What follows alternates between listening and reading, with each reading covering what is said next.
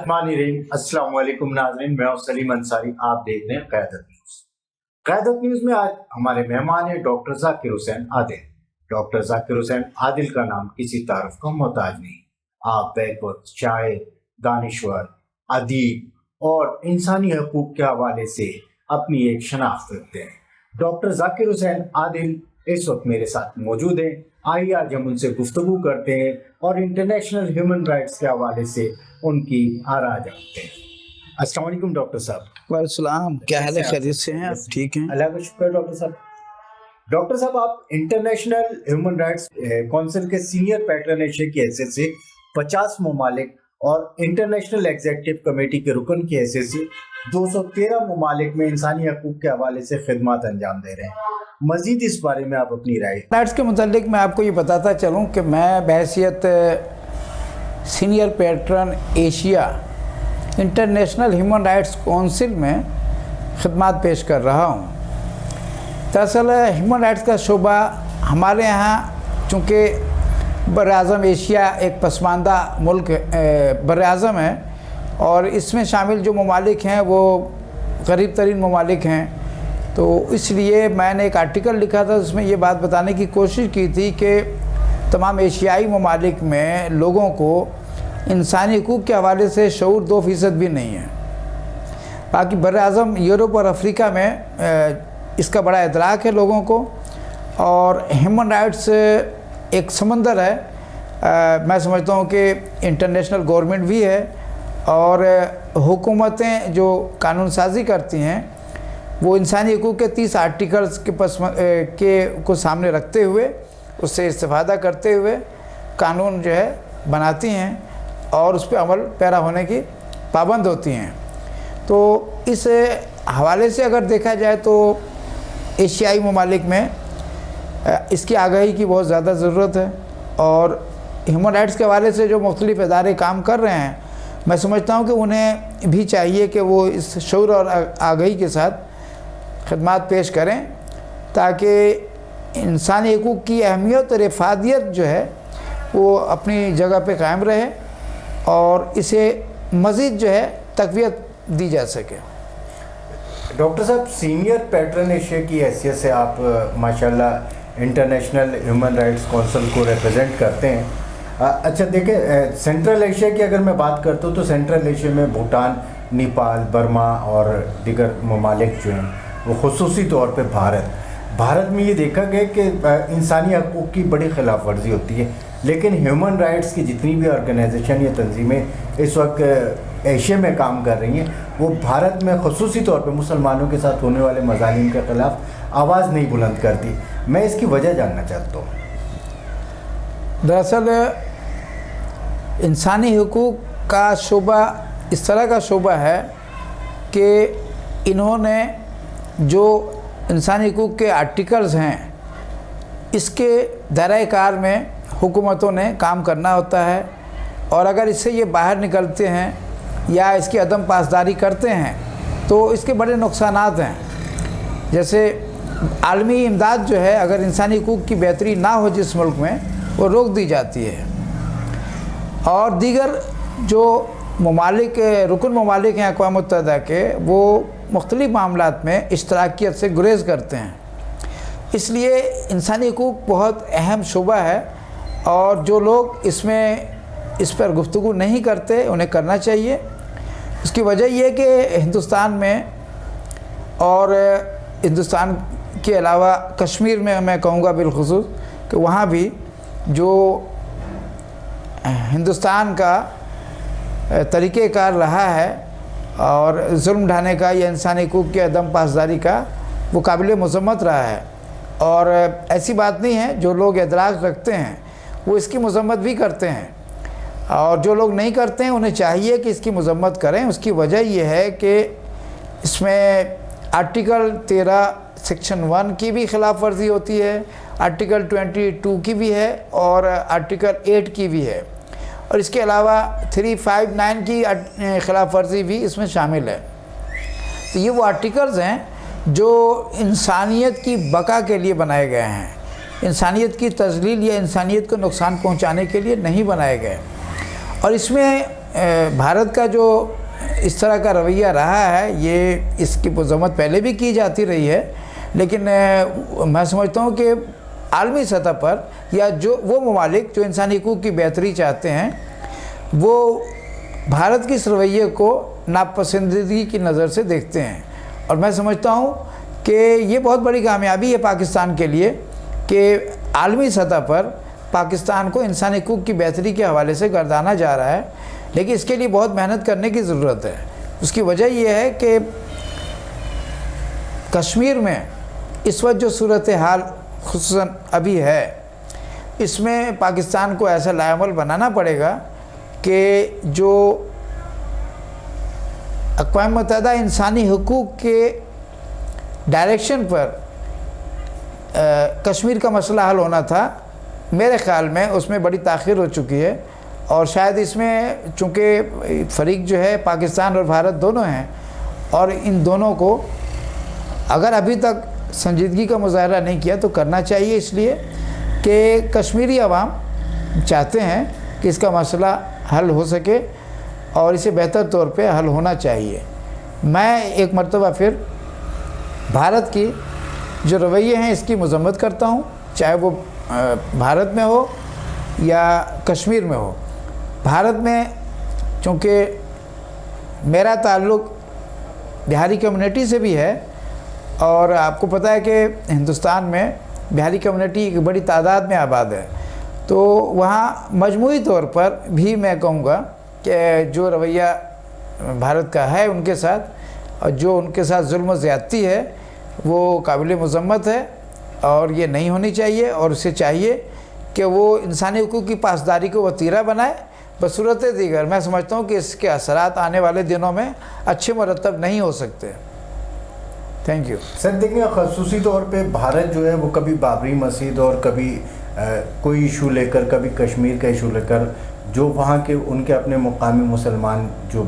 Families وہاں پر ہیں، وہاں پہ وہ RSS کے گنڈے جو ہے کبھی کسی کو اٹھا کے لے جاتے ہیں، کبھی عورتوں کے ساتھ جو ہے نا عصمت دری کے واقعات ہوتے ہیں۔ تو آپ ماشاءاللہ 213 ممالک میں انٹرنیشنل ایگزیکٹو کمیٹی کے رکن ہیں ہیومن رائٹس کے حوالے سے، اور سینئر پیٹرن ایشیا چیف کے حیثیت سے 50 ممالک میں آپ ریپرزینٹ کرتے ہیں۔ میں صرف یہ میرا سوال ہے کہ ڈاکٹر صاحب یہ مجھے بتائیں کہ یہ انسانی حقوق کی پامالی اگر بھارت میں ہو رہی ہوتی ہے تو پوری دنیا میں کہیں پہ بھی اس کے لیے آواز نہیں بلند کی جاتی، تو کیا پاکستان یا بحیثیت پاکستانی، بحیثیت مسلمان، ہم نہیں سمجھتے کہ ہمارا بھی فرض ہے کہ ہم اس دراندازی اور اس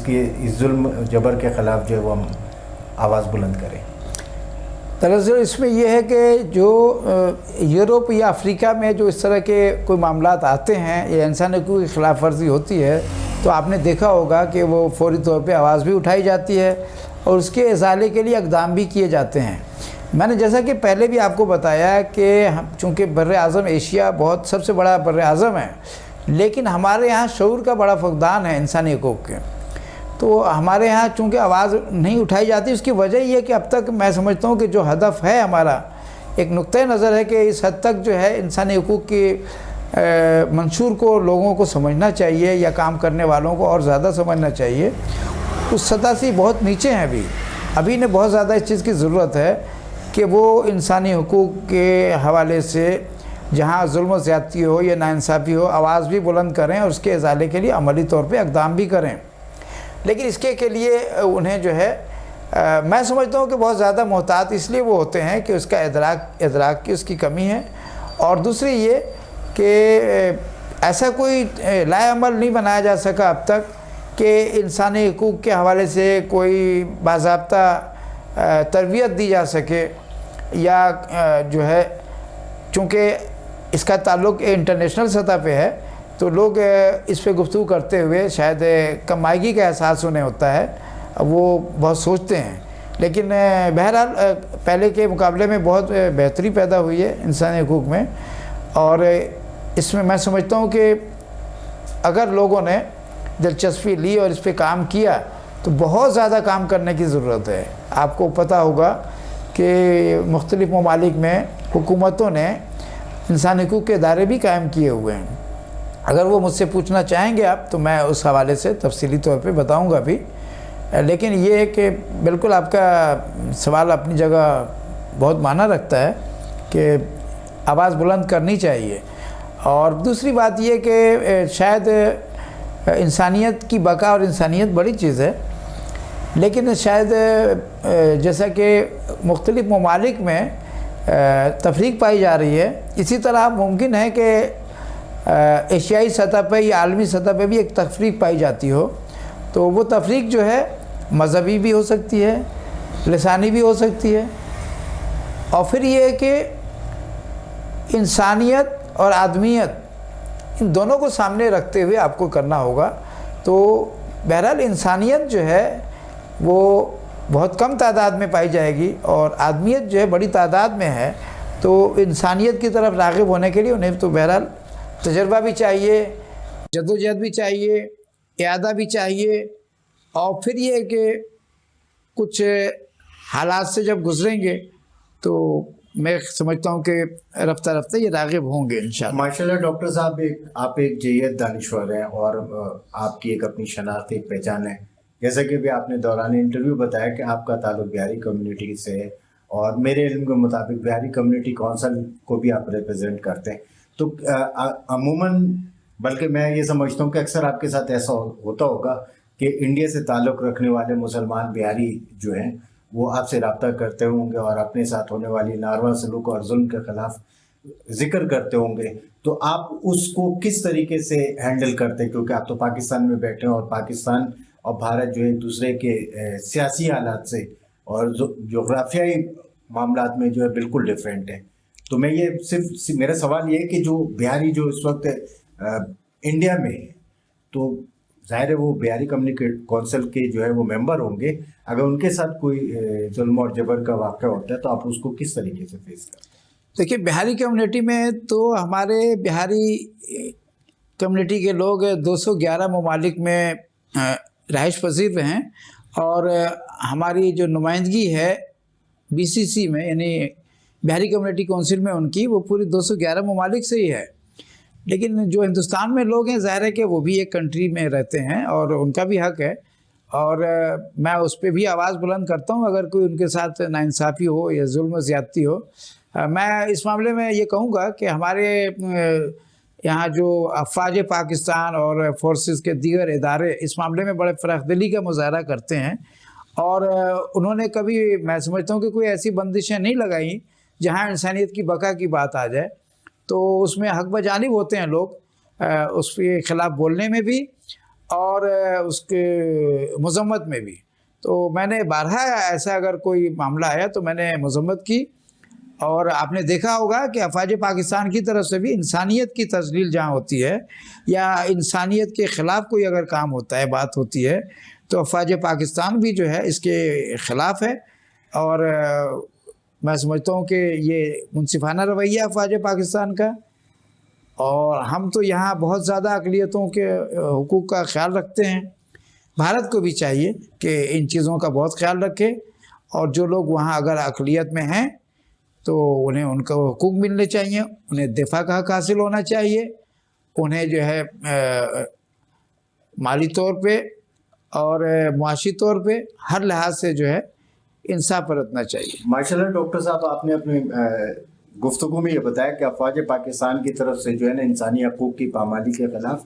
آواز بلند کرنے والے کے ادارے ساتھ دے رہا ہوتا ہے. یعنی ہماری عسکری قیادت جو ہے وہ امن و امان پہ یقین رکھتی ہے اور اس کو عملی طور پہ جو ہے وہ ثبوت بھی دیتی رہتی ہے. سر، میرا ایک سوال یہ کہ پاکستان میں وفاقی اور صوبائی سطح پر انسانی حقوق کے حوالے سے بہت ساری تنظیمیں کام کر رہی ہیں، ان کے بارے میں آپ کی کیا رائے ہے؟ دیکھیں، حکومت پاکستان میں وفاقی سطح پر ایک انسانی حقوق کا ادارہ قائم ہے، اور ایک صوبائی سطح پر تو خیر چاروں صوبوں میں ہیں. اور یہ بنائے ویسے تو مقاصد ہے، میں سمجھتا ہوں کہ جو کچھ بھی شاید ہوں، لیکن جو مجھے نظر آ رہے ہیں وہ یہ ہے کہ اپنے انسانی حقوق کی بہتری کے دفاع کے لیے اور عالمی سطح پر انسانی حقوق کی پاسداری کے پرچار کے لیے شاید یہ ادارے قائم کیے گئے ہیں. تو یہ اچھی بات ہے، ہونا چاہیے، لیکن اس کے ساتھ ساتھ انہیں یہ کردار بھی ادا کرنا چاہیے کہ جہاں پاکستان میں یا کسی صوبے میں انسانی حقوق کی خلاف ورزی ہو رہی ہے تو وہاں عملی طور پہ اور بہت اہم کردار ادا کرنا چاہیے، جس کی کمی پائی جاتی ہے، جس میں بہت میں سمجھتا ہوں کہ خلا ہے اسے پر ہونا چاہیے۔ انہیں مالی اعانت کے سلسلے میں بھی اسے ایکٹیو ہونا چاہیے۔ پھر یہاں جو انسانی حقوق کی خلاف ورزیوں کے حوالے سے جو معاملات آتے ہیں انہیں فوری طور پہ جو ہے اس کے ازالے کے لیے انہیں میدان عمل میں آنا چاہیے۔ تو اس معاملے میں سمجھتا ہوں کہ بڑی سست روی کا شکار ہیں یہ ادارے، انہیں فعال کردار ادا کرنا چاہیے۔ اور اچھی بات ہے کہ انسانی حقوق کی اگر یہ بہتری اور دفاع کے لیے کام کرنا چاہتے ہیں تو یہ تو ایک فراخ دلانہ جذبہ ہے ان کا، لیکن اس جذبے کو واضح طور پہ جو ہے عملی نمونہ بھی ہونا چاہیے۔ ڈاکٹر صاحب اکثر یہ دیکھا گیا، میں دیکھتا رہتا ہوں کہ اگر کوئی کشمیر کے حوالے سے کوئی ڈے ہو تو لوگ جو ہے نا وہ سیمینار اور پریس کانفرنس اور مظاہرے، لیکن عملی طور پہ جو ہے نا وہ بھی پریکٹیکل جس کو آپ کہتے ہیں ایسی کوئی چیز نظر نہیں آتی۔ میں سینئر پیٹرن ایشیا کے حوالے سے آپ سے پوچھنا چاہوں گا کہ ڈاکٹر صاحب آپ یہ دیکھیں کشمیر میں کبھی جو ہے وہ بھارت ٹاٹا کا وہ لے آتا ہے، کبھی جو ہے وہ 35A کا آرٹیکل لے آتا ہے، تو آپ نہیں سمجھتے کہ کوئی ایسی چیز ہونی چاہیے کہ کشمیر کا مسئلہ بھی جو ہے وہ، کیونکہ ایک عالمی مسئلہ ہے اس وقت جو ہے کشمیر ایک عالمی مسئلے کے طور پہ جانا چاہتا ہے، تو آپ اس پہ کوئی اپنی رائے دینا چاہیں گے؟ دیکھیں، تجربات سے گزرنے کے بعد میں سمجھتا ہوں کہ بھارت اور پاکستان دونوں کسی حد تک اس نتیجے پر پہنچ چکے ہیں کہ اس مسئلے کو حل ہونا چاہیے، اور مجھے اندازہ ایک ہے کہ شاید چند مہینوں یا چند ہی برسوں میں اس کا حل نکلے گا۔ اس کی وجہ یہ ہے کہ انسانی حقوق کی ہائی کمشنر نے بھی، موجودہ ہائی کمشنر نے بھی اسے بڑی سنجیدگی سے پچھلے دنوں لیا، اور اس مسئلے پہ انہوں نے کچھ احکامات جاری بھی کیے ہائی کمشنر کو، اور اس میں ہائی کمشنر نے سیکریٹری جنرل اقوام متحدہ کو بھی کچھ اپنے ریمارکس بھیجے، جس کے تناظر میں سمجھتا ہوں کہ اگر انہوں نے کوتاہیاں کیں تو اقوام متحدہ انسانی حقوق کی رکنیت جو ہے ان دونوں ممالک کی مشکوک ہو سکتی ہے اور خطرے میں پڑ سکتی ہے۔ اس لیے میں سمجھتا ہوں کہ کوئی اس کا حل نکلنے جا رہا ہے، میرا اندازہ ہے۔ سر ماشاءاللہ اقوام متحدہ کا ذکر ہو تو میں ابھی حالیہ جو ہے وہ اقوام متحدہ نے اردو کو جو ہے بڑی پذیرائی دی، اور آپ نے 1993 میں جی اردو تحریک کی بنیاد رکھی، اور اب آپ جو ہے اس وقت بقائے اہلیان اردو پاکستان کی سطح سے کام کر رہے ہیں۔ آپ کی اردو کے لیے خدمات اقوام متحدہ کا ذکر ہو تو میں نے کہا کہ میں ڈاکٹر صاحب سے یہ سوال بھی پوچھ لوں کہ 1993 میں آپ نے جو ہے جی اردو تحریک شروع کی، اور وہ تحریک کا کیا ہوا، اور اب آپ بقائے اہلیان اردو پاکستان کے حوالے سے کام کر رہے ہیں، اس حوالے سے ذرا پلیز۔ اصل میں اس وقت جو حالات تھے تو میں نے اس کے جواب میں، چونکہ ہمارا تعلق صوبہ سندھ سے ہے، ہم لوگ یہاں صوبہ سندھ میں رہائش پذیر ہیں، تو ایک تحریک چلی تھی جی اے سندھ تحریک، تو اس کے جواب میں نے ہمارے یہاں کے جو اردو بولنے والے سیاستدان تھے انہیں بتانے کی کوشش کی تھی کہ آپ اس کے جواب میں جی اردو تحریک کے حوالے سے اگر کام کریں تو اس میں سمجھتا ہوں کہ بڑی وسعت پیدا ہو جائے گی، بڑی رفت پیدا ہو جائے گی۔ اس کی وجہ یہ ہے کہ اردو ایک لشکری زبان ہے اور پوری دنیا میں بولی جاتی ہے اور مانی جاتی ہے، اور اقوام متحدہ کی جو آرٹیکلز ہیں اس میں اس بات کی جو ہے غمازی کی جاتی ہے کہ جس زبان میں بھی جو لوگ کام کرنا چاہتے ہیں یا فروغ دینا چاہتے ہیں جس زبان کو، تو کہیں بھی اقوام متحدہ میں اس کی ممانعت نہیں ہے۔ یہی وجہ ہے کہ گزشتہ دنوں جو اردو کی پذیرائی اقوام متحدہ میں ہوئی تو اردو کو میں سمجھتا ہوں کہ اس وقت پوری دنیا میں ایک رابطے کی زبان جو ہے مانا گیا عملی طور پر، اور بلا شبہ ہے۔ تو میں اس میں پھر ہمارے اردو بولنے والوں نے شاید اسے سنجیدہ نہیں لیا اس مسئلے کو۔ میں نے بحیثیت دانشور، شاعر اور ادیب کے یہ ایک نشاندہی یا ایک راہ بتانی چاہیے تھی، ایک نہج بتانی چاہیے تھی انہیں جی اردو تحریک کے حوالے سے، جو اس پہ کام ان دنوں نہیں ہو سکا۔ اب جب کہ جو حالات ہیں یہاں صوبہ سندھ کے اور دیہی اور شہری کا جو معاملہ یہاں درپیش ہے، تو اردو بولنے والوں کو تو اس میں سمجھتا ہوں کہ اردو بولنے والوں کی بقا کے لیے میں نے جو ہے یہ مناسب سمجھا کہ بقائے اہلیان اردو پاکستان کا قیام عمل میں لایا جائے اور اردو بولنے والوں کو معاشی طور پر، سیاسی طور پر، نظریاتی طور پر، شعوری طور پر، ثقافتی طور پر اور دیگر حوالوں سے متحد کیا جائے، منظم کیا جائے اور انہیں بتانے کی کوشش کی جائے کہ آپ جو ہے متحد ہو کر اپنے حقوق کے لیے، اپنے حقوق کے حصول کے لیے کھڑے ہو جائیں، تاکہ جو آپ کا حق ہے یہ تو آپ کو ملنا چاہیے۔ لیکن اس میں نے جیسے خلا محسوس کیا کہ اپنا دیہی کے حوالے سے وزیر اعلیٰ نمائندگی کر رہے ہیں، وزیر اعلیٰ سندھ، تو اردو بولنے والوں کی نمائندگی بھی ہونی چاہیے۔ اسے محسوس کرتے ہوئے میں نے بقائے اہلیان اردو پاکستان کی جانب سے یہ بتانے کی کوشش کی کہ نائب وزیر اعلیٰ کے طرز پہ اختیارات ہمیں ملنے چاہیے اہلیان اردو کو، اور پھر اسی طرح جو روزگار ہے یا دیگر اور معاملات ہیں یا شعبے ہیں ان میں بھی وہ نمائندگی ملنی چاہیے جس کے یہ حقدار ہیں۔ اور میں سمجھتا ہوں اس کی نفی کی جاتی رہی ہے، نفی ہے ابھی بھی ہمارے یہاں سیکریٹریٹ یا دیگر جو شعبے ہیں یا ادارے ہیں حکومتی، وہاں تو نمائندگی اردو بولنے والوں کی نہیں ہے جو ہونی چاہیے، منصفانہ نمائندگی قطعی نہیں ہے۔ اب سیاستدان جو ہے دنیا میں جتنے بھی انقلابات آئے آپ نے دیکھا ہوگا کہ وہ درپردہ دانشور ہی ہوتا ہے جو نہج دیتا ہے اور اسی پر جو ہے لوگ کام کر رہے ہوتے ہیں۔ تو میں بھی ایک اپنی ذمہ داری سمجھتا ہوں کہ میں انہیں نہج دوں، اردو بولنے والوں کو، اردو بولنے والے مہاجروں کو، اور وہ جو ہے اردو بولنے والے مہاجر اپنے آپ کو سمجھیں کہ اردو بولنے والے مہاجر پڑھے لکھے لوگ ہیں، باصلاحیت ہیں، قابل لوگ ہیں، اور انہیں اپنے عقل و شعور سے جو ان کے ماتحت لوگ ہیں یا اردو بولنے والے دیگر جو لوگ ہیں ان کے لیے، ان کی بقا کے لیے، ان کی سالمیت کے لیے، ان کے استحکام کے لیے شعوری طور پہ بھی اور کام کرنا چاہیے، نظریاتی طور پہ بھی کام کرنا چاہیے، کیونکہ دیکھیں سیاسی پختگی کے لیے نظریاتی شعور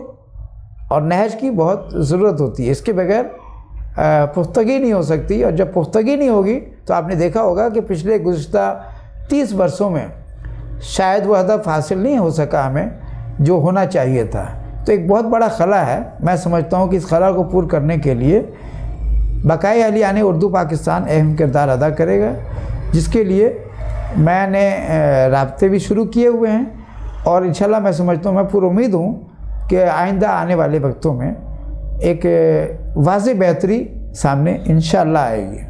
یعنی ڈاکٹر صاحب نے 1993 میں اردو کو زندہ کرنے کی کوشش کی، اور اس وقت 2021 میں اردو کو بچانے کی تحریک چلا رہے ہیں۔ اردو کا ذکر ہو اور ادب کی بات نہ ہو، ادب کی بات ہو اور ادبی لوگوں کی بات نہ ہو، تو یہ اردو اور اردو بولنے والوں کے ساتھ ناانصافی ہوتی ہے۔